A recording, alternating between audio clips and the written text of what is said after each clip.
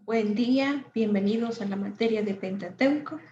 La semana pasada, durante 3 semanas, estuvimos viendo el principio, como lo menciona el libro de Génesis, que quiere decir los orígenes, principio, y la vida de los patriarcas, sus descendientes, el surgimiento de las 12 tribus, y este día vamos a iniciar el estudio del libro del Éxodo.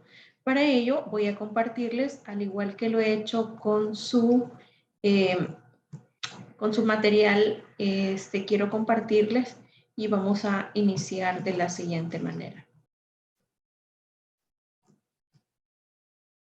El libro del Éxodo. Como el personaje central, el personaje más mencionado en el libro del Éxodo es Moisés. Justamente es la vida de Moisés que también vamos a estudiar y vamos a ver cómo durante el tiempo de preparación que Dios lo tuvo en Egipto, él se reconoció o se dio a conocer como el príncipe de Egipto. Él estuvo 40 años con una vida de muchas comodidades, 40 años de lujo y orgullo, que esto desde luego le generó a él una autoconfianza, es decir, poder depositar su confianza en la preparación que tuviera, en los recursos que pudiera tener durante los 40 años que pasó en Egipto. Luego tenemos el llamamiento de Moisés como un pastor de ovejas en el desierto de Madián, y estos 40 años sirvieron también a él de preparación. ¿Por qué razón?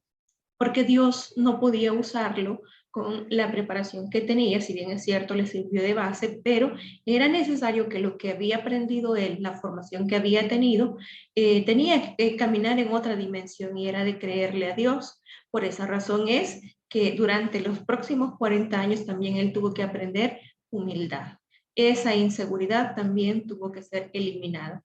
Y posteriormente se conoce a Moisés como el pastor de Israel en las peregrinaciones por el desierto, porque aquellas pequeñas cantidades de personas que habían salido de Egipto también se multiplicaron y tuvo que pastorearlas y escuchar también, ejercer un pastoreo sobre ellas en el desierto. En las peregrinaciones por el desierto, y él estuvo 40 años de servicio, que sin duda alguna desde el inicio de su ministerio fue totalmente diferente porque ya su confianza estaba puesta en el Señor. ¿Qué significa el libro del Éxodo? El título Éxodo significa salida. La versión griega lo tituló así porque narra nada más ni nada menos que ese evento grande en la historia de Israel que se refiere a la salida de Egipto del pueblo de Dios. Los judíos lo llaman We El Shemet, y estos son por la traducción que quiere decir, y estos son los nombres según sus primeras palabras. La palabra inicial y está, desde luego que está en el original, lo hace ver como que fuera una continuación del Génesis. En este libro también domina la figura de Moisés en el relato del Éxodo, y entonces es por esa razón que nuestro personaje principal, en este caso en el Éxodo, es Moisés. Luego, remontándonos un poquito en cuanto a la escritura, en cuanto a la historia, en cuanto a la civilización de Egipto. Si Egipto fue el campo en el cual se desenvolvieron todos estos eventos, es importante que retomemos un poquito con relación a la historia de Egipto.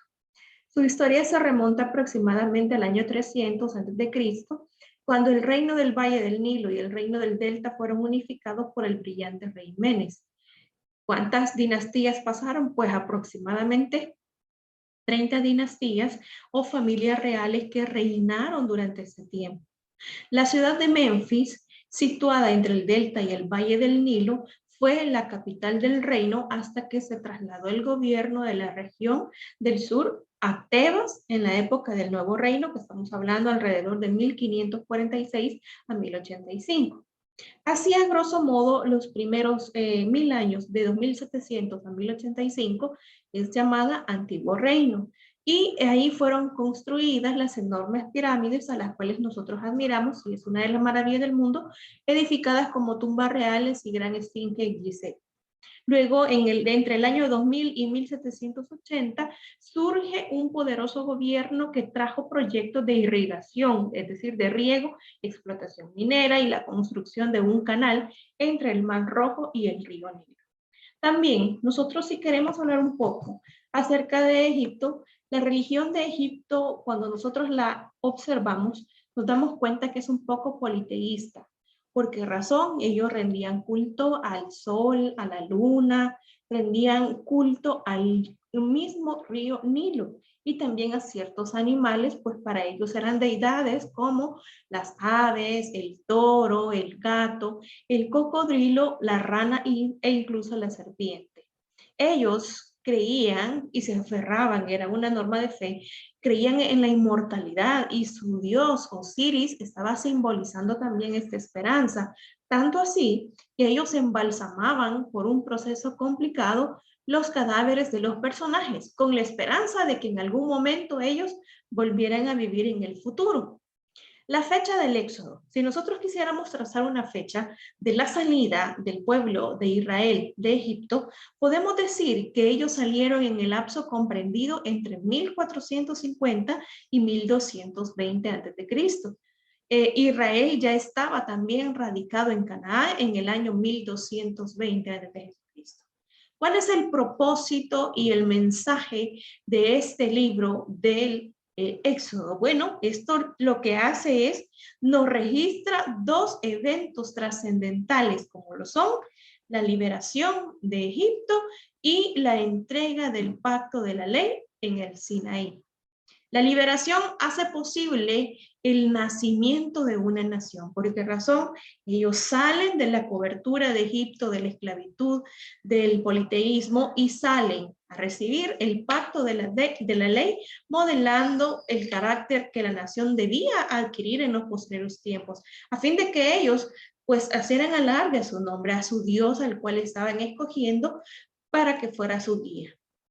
Luego tenemos un esquema del libro del Éxodo y podemos decir que entre los capítulos 1 y 5 todavía Israel está en Egipto, también recibe opresión, pero es aquí donde Moisés y la opresión de Israel entran en conflicto con Faraón y también precisamente las plagas. Luego tenemos de los capítulos 12 al 15 Israel en camino al Sinaí, pero también ellos fueron redimidos de Egipto, dejaron Egipto, fueron redimidos de la sangre del Cordero y por el poder de Dios sobre el mar, dirigidos también por las columnas de nube y fuego. Dios siempre se encargó de que el pueblo estuviera y fuera guiado por algo y les estableció una guía. Cuando la columna de nube se movía, el pueblo se movía. ¿Cuáles fueron sus providencias? Es decir, que él siempre proveyó los recursos, es decir, agua, cuando hubo falta de agua, cuando las aguas fueron amargas, cuando había falta de alimento, cuando Dios sabía que necesitaban la protección también de sus enemigos. Ellos fueron entrenados y probados en el desierto. Luego los capítulos del 19 al 40 nos muestran Israel en el Sinaí, cómo la consagración, cómo la instrucción de parte de Dios no faltó para que ellos pudieran adorarle libremente. Vemos la transición de la ley también para que se hiciera un lugar en el cual él pudiera reunirse con su pueblo y para ello dio las instrucciones precisas del tabernáculo. Aquí el trabajo de ellos era aceptar la ley y si bien es cierto, ellos cometían una infracción, debían de también recibir su retribución. El tabernáculo fue diseñado en ese tiempo, pero también las leyes sacerdotales y también el sistema de sacrificios que ellos podían ofrecer. Los capítulos 1 al 15-21 nos hablan de un Israel libertado. ¿De qué manera? Primero vamos a ver cómo Dios levanta un caudillo, cómo Dios levanta un libertador. El pueblo estaba esclavizado y el clamor probablemente había llegado a los oídos, había llegado al trono de Dios para poder ser liberado. Aproximadamente han transcurrido 300 años después de la muerte de José. Y aquel pueblo de 70 hebreos es ahora multiplicado, pero no solamente es multiplicado, sino que es esclavo, temido y odiado por el rey de Egipto. La situación política cambió. Estos grupos llamados los Hicsos fueron expulsados y el Alto y Bajo Egipto volvieron a unificarse. Gosén, que está cerca del delta del Nilo, podría ser la puerta de entrada para estos invasores aliarse con los hebreos, y ese era el temor de Faraón, y derribar a los egipcios. Ese era precisamente el temor de ellos.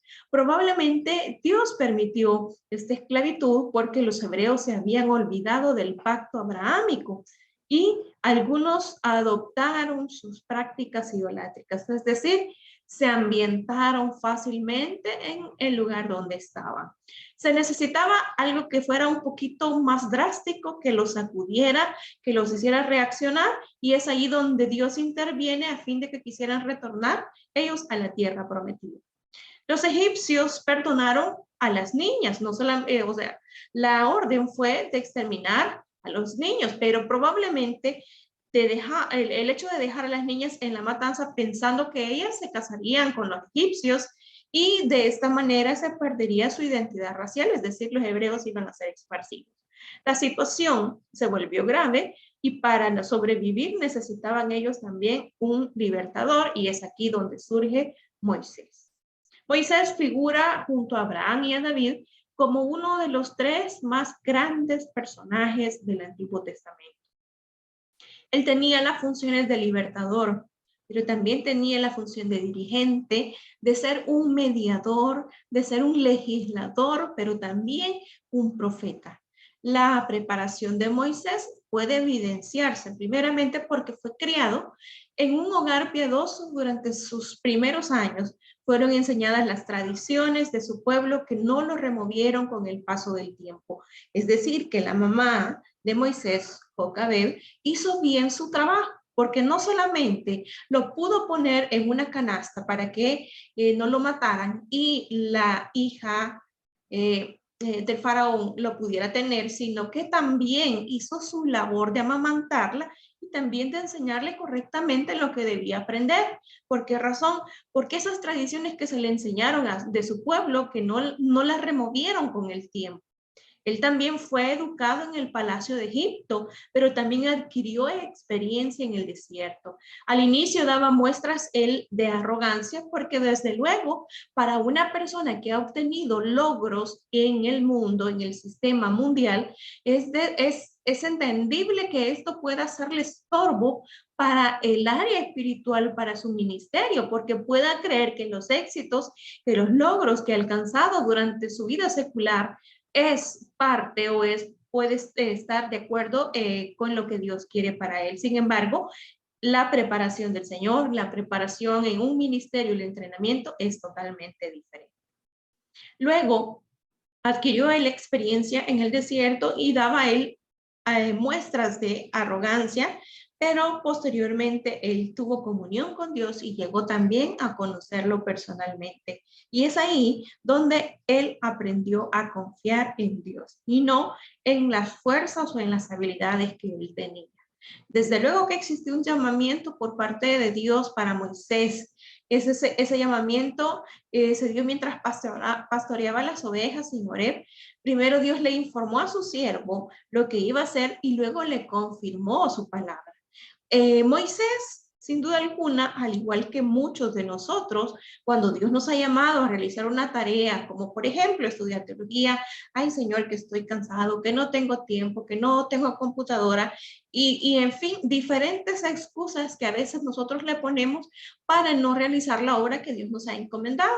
Sin embargo, vemos que estas excusas, Dios siempre trajo una respuesta a la excusa que Moisés puso. Por ejemplo, le dijo, ¿quién soy yo para enfrentarme a Faraón?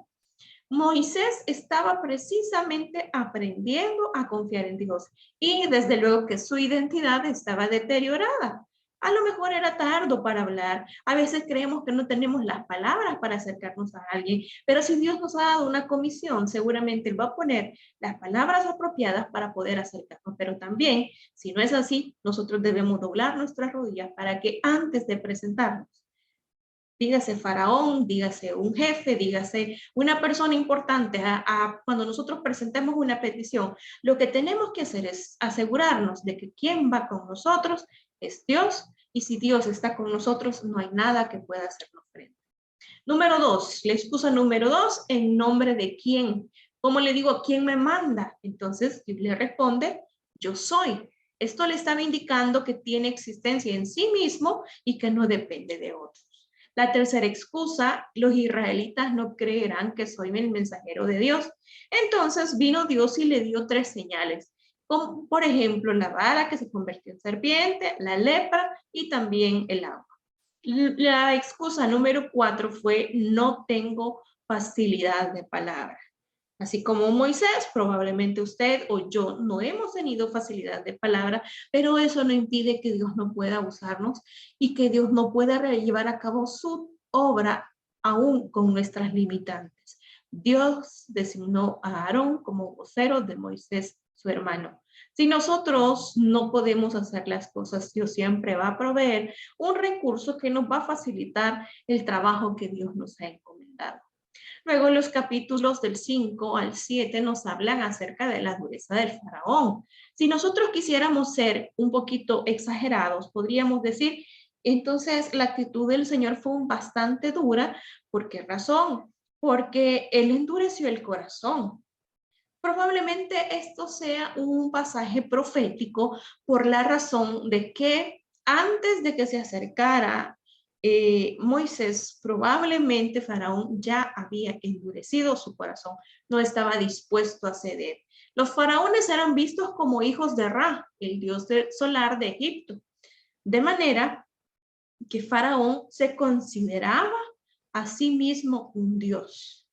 Y él no solamente se consideraba un dios, sino que se burló de Moisés y Aarón, diciéndoles que la razón de celebrar fiesta era por estar ociosos. Por lo tanto, lo que hizo fue hacer más gravoso el trabajo, negándoles la paja para producir ladrillos. Y esta acción lo que hizo fue provocar un deseo más profundo de salir de Egipto y de darse cuenta de que era necesario el poder libertador de Dios. Estudiando un poquito, nos damos cuenta que según la costumbre de aquel entonces, se mezclaba la paja con arcilla para hacerla más fácil de trabajar y más maleable. Unos 18 kilómetros al oeste del canal de Suez, los arqueólogos descubrieron ladrillos que son parte de los cuales habían sido elaborados sin paja. Probablemente hubiesen sido más porosos. Luego encontramos en el capítulo 7 las plagas. Este nombre es una palabra hebrea cuyo significado es dar golpes o herir. Son señales o juicios de parte de Dios. ¿Y qué fue lo que sucedió? ¿Solamente fue un juicio? ¿Fue una señal de parte de Dios? Fue un juicio directamente para Egipto, aunque las primeras alcanzaron al pueblo de Israel. Fueron señales divinas que demostraron que Jehová es el Dios supremo. También son considerados actos divinos por los cuales él mismo juzgó a los egipcios y liberó a su pueblo. Dios hizo distinción entre los egipcios y los israelitas, no castigando a los hebreos con las últimas 7 plagas. Las plagas también se conoce como una respuesta de Dios a la pregunta de Faraón, ¿quién es Jehová para que yo oiga su voz? Un tono desafiante, un tono en el cual también Dios emite un juicio, siendo cada una de ellas un desafío a los dioses que él mismo rendía culto. No solamente fue un juicio, sino que también fue una manifestación del poder de Dios sobre aquellos dioses que los egipcios adoraban. La plaga número 1 es el agua convertida en sangre. El corazón de Faraón se endureció, pero también recibió un golpe contra Hapi, un dios, el dios de las inundaciones. Número 2, las ranas. Estas estaban asociadas con una diosa egipcia que ayudaba a las mujeres en el parto. La número 3, la plaga de los piojos, considerado algo muy sagrado, se convirtió en insectos muy molestos. Luego tenemos las moscas, que fue probablemente un tipo de avispas llamado tábano. Y la número 5, la muerte del ganado. Recuérdense que ellos tenían como deidades, pues, las vacas. Y esto era un animal sagrado que le rendía culto, era Amón, un carnero. Luego el sarpullido, las cenizas que los sacerdotes egipcios esparcían, se produjeron unas úlceras muy dolorosas. Luego tenemos la del granizo, que esto lo que hizo fue devastar la vegetación. Trueno en hebreo significa voces de Dios. Luego tenemos la número 8, que fueron las langostas. Y aquí fue un golpe contra los dioses Isis y Serafis, que protegían a Egipto de las langostas, y ellos ahí es donde se vieron impotentes. Luego tenemos la número 9, que era la plaga de las tinieblas o la oscuridad, y esto fue un golpe contra el dios solar Ra. Faraón era también, acuérdense que los faraones eran considerados como hijos del sol. Luego tenemos la muerte de los primogénitos, que aquí Egipto había oprimido al primogénito de Jehová y ahora ellos estaban sufriendo esa pérdida. Los hechiceros, el medio que estaba rodeando a Faraón, también quisieron imitar los primeros 2 azotes, pero ¿qué fue lo que pasó? En el azote de los pies ellos confesaron que el poder de Dios era superior al de ellos. Los propósitos que cumplieron las plagas son demostrar que Jehová es Dios supremo y desde luego soberano. Número 2, derrocar las deidades de Egipto. Número 3, castigar a los egipcios por haber oprimido a los israelitas. Y número 4, ellos efectuaron la liberación de Israel y lo prepararon para conducirse no solamente en obediencia, sino también en fe. Ahora, Faraón se destaca por su terquedad, por su resistencia al enfrentar los juicios de Dios. Pero vemos que su arrepentimiento fue algo superficial, fue algo superfluo, fue transitorio y era motivado únicamente por el temor y no por el reconocimiento de la necesidad que tenía de Dios. No reconocía la soberanía de Dios, sino que únicamente era un temor temporal. El texto bíblico nos enseña claramente que Jehová iba a endurecer el corazón de Faraón, lo que hablábamos al inicio, pero es evidente que el corazón del rey ya estaba duro y lleno de orgullo cuando Moisés se presentó ante él la primera vez. Es de esta manera como hemos compartido acerca de las plagas que se mencionan en el libro del Éxodo. La próxima semana estaremos continuando con nuestro estudio del libro del Éxodo. Dios les bendiga.